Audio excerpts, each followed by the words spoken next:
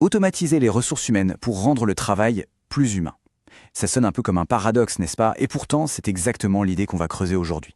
On va voir comment la technologie, en s'occupant de toutes les tâches administratives un peu lourdes, peut en fait nous libérer du temps pour ce qui compte vraiment, les relations humaines. Allez, c'est parti, on plonge dedans. Alors, voilà notre programme. On va commencer par ce fameux paradoxe, puis on fera un petit voyage dans le temps pour voir d'où viennent les RH, ensuite on regardera les outils concrets qui existent, on pèsera le pour et le contre, on analysera des cas pratiques et on finira par se demander ce que l'avenir nous réserve. Ok, on entre directement dans le vif du sujet avec cette question qui est, il faut l'avouer, assez fascinante. La technologie peut-elle vraiment nous rendre plus humains au travail? Bon, quand on parle d'automatisation des RH, de quoi s'agit-il exactement? L'idée, ce n'est pas du tout de remplacer les humains par des robots, non. Le but, c'est d'utiliser la technologie pour se débarrasser de toutes les tâches répétitives, celles qui n'ont pas beaucoup de valeur ajoutée. Ça permet aux équipes RH de se concentrer sur la stratégie, sur le développement des talents, sur le bien-être des gens. Bref, on augmente leurs capacités, on ne les remplace pas. Pour bien comprendre où on va, c'est toujours bien de regarder d'où on vient. Et l'histoire des RH, c'est une histoire de transformation assez radicale, vous allez voir.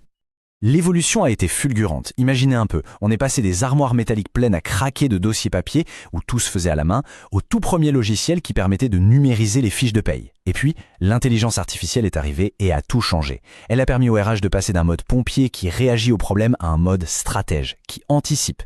Aujourd'hui, on a des systèmes intégrés dans le cloud qui gèrent tout, partout dans le monde, en temps réel. Bon, à cette théorie, passons aux choses concrètes. Quels sont les outils qui composent cette nouvelle boîte à outils des RH ? En fait, on peut automatiser pas mal de choses. Le recrutement, par exemple, avec des logiciels qui trient les CV en un clin d'œil. L'arrivée d'un nouveau collaborateur pour que tout soit prêt et fluide dès son premier jour. La paie, évidemment, ce qui réduit drastiquement les risques d'erreur. Et même le suivi de la performance, avec des objectifs et des feedbacks gérés en continu. Toutes ces choses qui prenaient un temps fou avant sont maintenant beaucoup plus simples. Et derrière tout ça, qu'est-ce qu'il y a? Un cocktail de technologies assez puissante. Bien sûr, il y a des logiciels spécialisés, mais le vrai moteur, c'est l'intelligence artificielle et le machine learning, capable d'analyser des montagnes de données pour en tirer des informations utiles. Tout ça est souvent hébergé sur des plateformes cloud, ce qui veut dire que c'est accessible de n'importe où, même depuis son téléphone. Ça donne une flexibilité incroyable. Mais attention, évidemment, ce n'est pas magique. Comme toute grande transformation, l'automatisation a des avantages énormes, mais elle vient aussi avec son lot de défis, et ils sont de taille. D'un côté, les bénéfices sont clairs. On gagne en efficacité, on fait moins d'erreurs, l'expérience des employés est meilleure parce qu'ils peuvent gérer plein de choses eux-mêmes et les décisions sont prises sur la base de vraies données. Mais de l'autre côté, il y a des obstacles. La peur du changement chez les employés, qui est bien réelle, les risques de sécurité pour les données personnelles qui sont énormes, et puis la complexité technique pour faire en sorte que tous ces nouveaux outils fonctionnent bien ensemble. Et cette citation, elle résume tout parfaitement. La technologie peut être la plus performante du monde, si les gens et la culture de l'entreprise ne suivent pas, le projet est quasiment voué à l'échec. Le vrai enjeu, c'est l'humain. C'est la gestion du changement. Et ce chiffre de McKinsey, il fait froid dans le dos. 60%. 7 projets de transformation sur 10 qui échouent. Et la raison numéro 1, c'est la résistance humaine. Ça prouve bien qu'on ne peut pas juste imposer une nouvelle technologie. Il faut expliquer, accompagner, rassurer. Alors maintenant, allons voir sur le terrain ce que ça donne, avec des exemples très concrets qui montrent aussi bien les réussites que les difficultés. Prenons 2 géants américains. IBM a essayé d'automatiser son recrutement et s'est heurté à un mur, une énorme résistance en interne. Ça montre bien que même avec des moyens colossaux, si l'humain n'est pas pris en compte, ça ne marche pas. À l'opposé, Best Buy a réussi son pari sur la gestion de la performance. Résultat, une augmentation de 20% des ventes. C'est énorme. Leur secret ? Un bon outil, oui, mais surtout une culture de communication très ouverte où tout le monde se sentait impliqué dans le projet.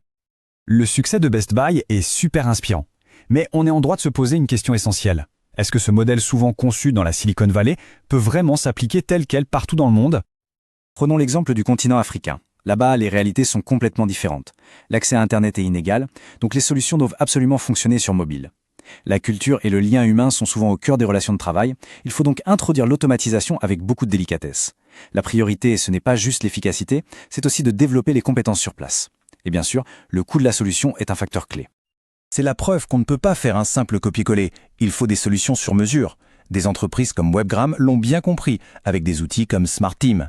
Ils sont pensés pour le contexte africain. Ils intègrent les langues locales, ils fonctionnent même quand la connexion Internet est faible. C'est ça la vraie intelligence, adapter la technologie au contexte local. Allez, pour finir, projetons-nous un peu. La technologie avance à une vitesse folle. Alors, À quoi vont ressembler les RH de demain? Les grandes lignes se dessinent déjà. L'IA va devenir de plus en plus fine, par exemple pour aider à faire des recrutements plus justes, avec moins de biais. L'analyse de données permettra d'anticiper les départs et de retenir les meilleurs talents. Chaque parcours dans l'entreprise sera de plus en plus personnalisé. Et surtout, le métier des RH va achever sa transformation. Beaucoup moins d'administratifs et beaucoup plus de stratégie, de coaching et de création de liens. Au fond, tout pourrait se résumer à cette phrase. La technologie n'est pas une fin en soi, c'est un outil. Un outil formidable pour rendre le travail plus efficace, bien sûr, mais surtout, et c'est tout le paradoxe, pour le rendre plus humain. Et ça nous laisse avec une question fondamentale pour l'avenir. Si les machines s'occupent de plus en plus des tâches, des process, des calculs, quelle sera notre valeur ajoutée à nous, les humains? Qu'est-ce qui, au fond, ne pourra jamais être automatisé? La créativité, l'empathie, le leadership? C'est peut-être là que se trouve la vraie définition du travail de demain.